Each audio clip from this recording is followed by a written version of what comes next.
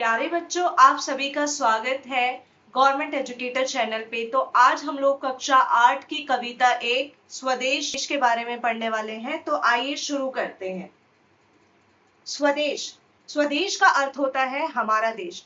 वह हृदय नहीं है, पत्थर है जिसमें स्वदेश का प्यार नहीं। जो जीवित जोश ना जगा सका, उस जीवन में कोई सार नहीं। जो चल न सका संसार संग, उसका होता संसार नहीं। जिसने साहस को छोड़ दिया, वो पहुंच सकेगा पार नहीं। जिससे ना जाति उद्धार हुआ होगा, उसका उद्धार नहीं। जो भरा नहीं है भाव से बहती, जिसमें रसधार नहीं।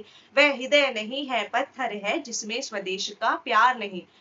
इन पंक्तियों के माध्यम से कवि हमें ये कहना चाहते हैं कि वो हृदय नहीं है, पत्थर है। हृदय का अर्थ होता है दिल। कवि हमें बताते हैं कि वो दिल ही नहीं है, पत्थर है जिसमें स्वदेश यानी कि अपने देश के लिए प्यार ना हो। स्वदेश का अर्थ होता है अपना देश। कवि कहते हैं वो दिल नहीं है, पत्थर है जिसमें अपने देश के लिए प्यार ही नहीं है।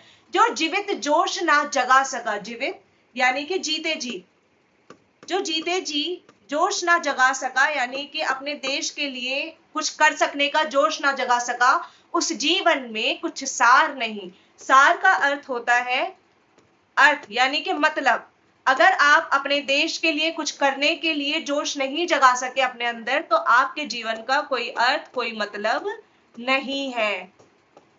जो चल ना सका संसार संग, संसार यानी कि सभी के साथ।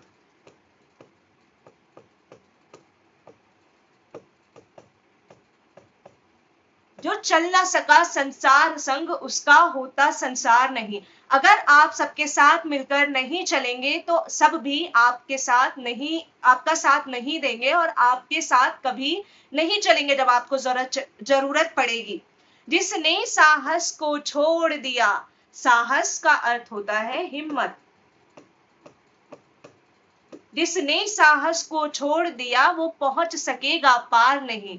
कोई भी कार्य करने के लिए हमें हिम्मत की जरूरत होती है। हमें कोई भी काम करना है, चाहे वो छोटे से बड़ा काम हो, हमेशा हमें हिम्मत रखनी पड़ती है। और अगर हम हिम्मत नहीं रखेंगे तो हम पार नहीं पहुंच पाएंगे, अर्थात हमें मंजिल नहीं मिलेगी।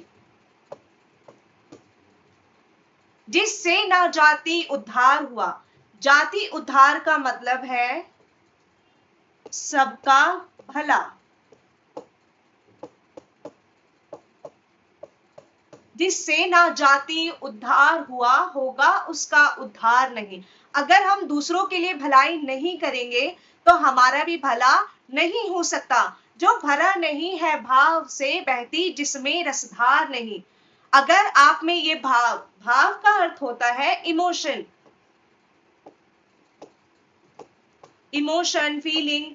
अगर आप में वो भाव नहीं है जो दूसरों के लिए भला करने के लिए, अपने देश के लिए कुछ कर सकने के लिए होना चाहिए, उसमें रसधार ही नहीं है। मतलब वो इंसान कुछ फील ही नहीं कर सकता जो दूसरों के लिए और अपने देश के लिए कुछ ना कर सके। वो हृदय नहीं है, पत्थर है जिसमें स्वदेश का प्यार नहीं। मतलब जिस इंसान में अपने देश के लिए प्रेम नहीं है, वो उसका दिल दिल नहीं है, क्या है? पत्थर है। तो आइए आगे चलते हैं। जिसकी मिट्टी में उगे बढ़े, पाया जिसमें दाना पानी है। माता पिता बंधु जिसमें हम हैं, जिसके राजा रानी। जिसने की खजाने खोले हैं, नवरत्न दिए हैं लासानी। जिस पर ज्ञानी भी मरते हैं, जिस पर है दुनिया दीवानी। उस पर है नहीं पसीजा जो, क्या है वो भूखा भार नहीं। निश्चित है निश्चय निश्चित है जान, एक दिन जाने को है। काल दीप जलता हरदम जल जाना है परवानों को। सब कुछ है अपने हाथों में, क्या तोप नहीं तलवार नहीं। आइए पहले इसके अर्थ को समझते हैं। तो पहली पहली जो पंक्तियां हैं उसमें कवि कहते हैं जिस मिट्टी में हम उगे बढ़े। यह देश की वो मिट्टी है जिसमें हम पले हैं, बढ़े हैं। पाया जिसमें दाना पानी, और इसी मिट्टी में उगा खाना और पानी हम क्या करते हैं? खाते हैं। है माता पिता बंधु जिसमें, और इस देश में माता पिता को क्या माना जाता है? बंधु यानी कि ईश्वर समान। हम हैं जिसके राजा रानी, और इसमें हम क्या है? राजा रानी है। हम अपने देश के क्या है? राजा रानी है, ये मिट्टी है, इसको हम जिस मिट्टी पे हम पले बढ़े हैं, जिसमें हमें खाना पीना मिला, जिसमें हमारे माता पिता ने हमें बड़ा किया, तो उस मिट्टी के हम क्या है, राजा रानी है। जिसने की खजाने खोले हैं, हमारी धरती ऐसी धरती है जिसमें नायाब खजाने निकले हैं। नवरत्न दिए हैं लासानी, नवरत्न यानी कि अलग अलग तरीके के रत्न, लासानी यानी कि नायाब कीमती।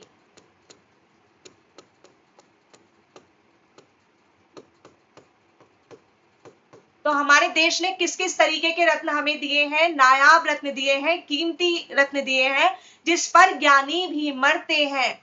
जो बड़े से बड़ा ज्ञानी होता है वो भी जानता है कि भारत देश एक ऐसा देश है जिसमें हर चीज मिलती है, चाहे वो जल हो, यहाँ की जमीन कैसी है, उपजाऊ है, यहाँ पे खाना दाना है, पानी है, हर चीज है, जिस पर है दुनिया दीवानी। और अंतरराष्ट्रीय स्तर से दूसरे देशों से लोग यहाँ आते हैं, यहाँ की सुंदरता देखने के लिए, यहाँ के नवरत्न देखने के लिए, और सारी दुनिया हमारे देश की क्या है, दीवानी है। उस पर है नहीं पसीजा, जो क्या है वो भूखा भार नहीं। तो ऐसी मिट्टी पर आप बड़े हुए, और अगर इस मिट्टी के लिए, इस देश के लिए आप कुछ नहीं करेंगे तो आप क्या है, भूखा भार, यानी कि धरती पर बोझ। जिस देश ने हमें इतना कुछ दिया, अगर हम उसके लिए कुछ नहीं कर पाए तो हम उस धरती पर क्या है, बोझ है, बोझ है। जान निश्चित है, निसंचय निश्चित।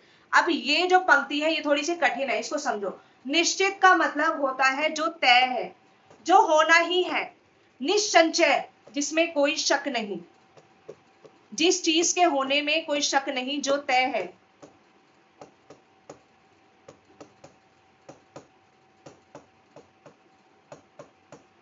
जिस चीज के होने में कोई शक नहीं उसे कहा जाता है निसंचय। तो एक चीज तो तय है जिसमें कोई शक नहीं है कि है जान एक दिन जाने को, यानी कि सभी की जान क्या है, जाएगी। हम धीरे धीरे अपने जीवन में आगे बढ़ रहे हैं, तो हमें इस बात का भी ध्यान रखना चाहिए कि हम धीरे धीरे अपने अंत यानी कि मृत्यु यानी कि मौत की तरफ बढ़ते जा रहे हैं। तो एक चीज जो इस दुनिया में निश्चित है वो ये है कि सबको एक दिन मृत्यु आनी है, सबको एक दिन मौत आनी है। तो कवि यहाँ कहते हैं कि ये तो तय है, इसमें कोई शक नहीं कि एक दिन सबकी जान चली जाएगी। है काल दीप जलता हरदम, काल का अर्थ होता है समय।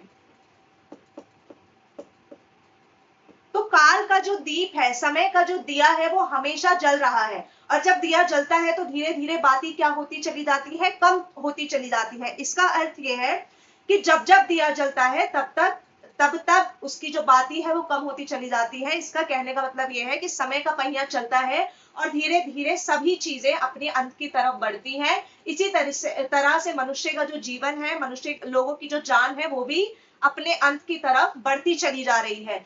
जल जाना है परवानों को, मतलब जिस तरीके से काल का दीप जलता है, जब हम दिया जलाते हैं तो धीरे धीरे बाती कम होती चली जाती है, कम होती चली जाती है, और एक टाइम जलकर क्या हो जाती है, खत्म हो जाती है। इसी तरीके से परवानों को, इंसानों को, हर चीज को एक अंत की तरफ बढ़ना है। सब कुछ है अपने हाथों में, क्या तोप नहीं तलवार नहीं। अब इस बात को समझो कि कवि यहाँ से क्या कहना चाहते हैं कि हमारे हाथों में सब कुछ है, तो इस जान को हमें किसके ऊपर कुर्बान करना है, देश के ऊपर कुर्बान करना है। हमारे देश में सब कुछ है, तोप भी है और तलवार भी है। हमें किसके लिए लड़ना है, अपने देश के लिए लड़ना है। ये जान एक दिन चली जाएगी, लेकिन ये जान हमें गंवानी किस पे है, अपने देश पर गंवानी है।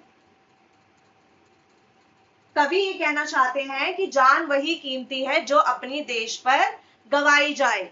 इसके बाद एक ही पंक्ति बची है, वह हृदय नहीं है पत्थर है जिसमें स्वदेश का प्यार नहीं।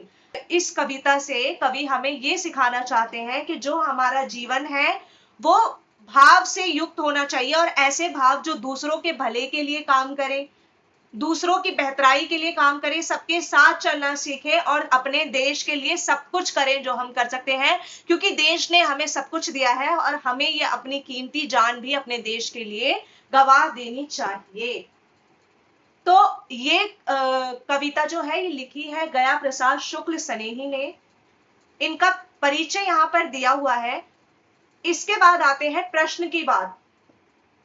एक बार हम लोग इसके प्रश्न को डिस्कस कर लेते हैं निम्नलिखित प्रश्नों के उपयुक्त उत्तर के सम्मुख तारा बनाइए। कुछ प्रश्नों के एक से अधिक उत्तर भी हो सकते हैं। पहला, वह हृदय नहीं है पत्थर है। इस पंक्ति में हृदय के पत्थर होने का क्या मतलब है? कवि क्या कह रहा है? सामाजिकता से, संवेदनहीनता से, कठोरता से। अब एक बात बताइए बच्चों, पत्थर कैसा होता है? जो हमारा पत्थर होता है वो कैसा होता है? कठोर होता है, यानी कि सख्त होता है। तो कवि हमें किसकी ओर इशारा कर रहे हैं? कठोर, यानी कि अगर आपका दिल आपके देश के लिए कुछ नहीं कर सकता तो वो क्या है? कठोर है। तो यहाँ पे हमें तारा बनाना है। इसके बाद निम्नलिखित में से कौन सा विषय इस कविता का मुख्य भाव है? देश की प्रगति। प्रगति का अर्थ होता है तरक्की करना। क्या कवि ये कहता है कि देश की तरक्की कराओ? इसके बाद देश के प्रति प्रेम। क्या कवि ये कहता है कि देश से प्रेम करो? या कवि ये कहता है कि देश की स्वतंत्रता होनी चाहिए या देश की सुरक्षा होनी चाहिए? क्या कहते हैं कवि? कवि ने यहाँ पर दो चीजों की बात की है, तो इसका उत्तर जो है एक से ज्यादा होगा, जिसमें पहला है अपने देश के प्रति हमें क्या होना चाहिए? प्रेम होना चाहिए, और अपने देश की सुरक्षा हमें करते करते अपने जान को गवा देना चाहिए। तो ये दो उत्तर इसके हैं, ठीक है। आइए हम लोग आगे के प्रश्न देखते हैं। हम हैं जिसके राजा रानी। इस पंक्ति में हम शब्द का प्रयोग किसके लिए किया गया है? ये जो पंक्ति यहाँ पे दी हुई है इसमें हम का प्रयोग किसके लिए आया है?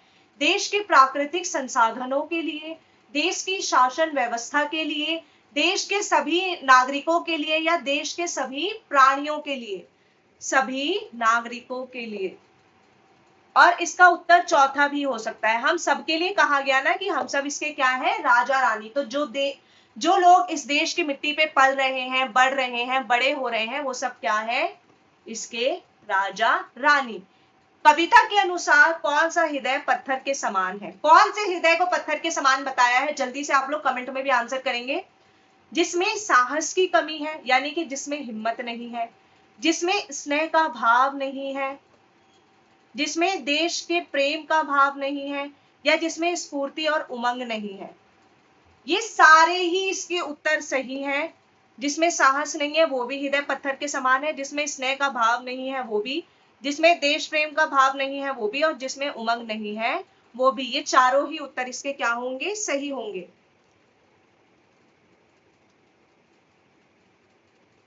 तो अब हम लोग आगे चलते हैं। यहाँ पर आप लोग देख सकते हैं कविता में चुनकर कुछ पंक्तियां निश्चित स्तंभ में दी गई हैं। उन पंक्तियों के भाव या संदर्भ स्तंभ में दिए गए पंक्ति को सही अर्थ या संदर्भों से मिलान कीजिए। तो यहाँ पर हमें क्या करना है? जो समान अर्थ वाली पंक्तियां हैं उन्हें आपस में मिलाना है। तो आइए इसका मिलान करके देखते हैं। आप लोग देख सकते हैं जिसने साहस को छोड़ दिया, तो साहस को छोड़ना और साहस छोड़ दिया, तो ये दोनों क्या है? आपस में मेल खाते हैं। जो जीवित जोश ना जगा सका उस जीवन में कोई सार नहीं, अर्थ नहीं है कोई। आप लोग देख सकते हैं अर्थहीन लिखा हुआ है। जिस पर ज्ञानी भी मरते हैं, जिस पर है दुनिया दीवानी। दुनिया और विश्व ये आपस में मेल खाते हैं। सब कुछ है अपने हाथों में, क्या तोप नहीं तलवार नहीं, तलवार और तलवार ये आपस में क्या होते हैं? मेल खाते हैं। तो आइए अगले प्रश्न की तरफ चलते हैं। अब ये है प्रश्न उत्तर। इसके उत्तर मैं आप लोगों को अगली कक्षा में, इसके अगले पार्ट में बहुत साधारण शब्दों में कराऊंगी। तो पहले तो आप लोग मेक श्योर करिए कि चैनल को सब्सक्राइब कर लीजिए। तो इसके बाद जो है इसके प्रश्न उत्तर हम लोग डिस्कस करेंगे। तो ये थी हमारी कविता। आई होप आप लोगों को समझ आई हो, पसंद आई हो। इसके बाद हम लोग अगली कक्षा में इसके प्रश्न उत्तर जो है वो सॉल्व करेंगे। That's all for today. Thank you so much for watching.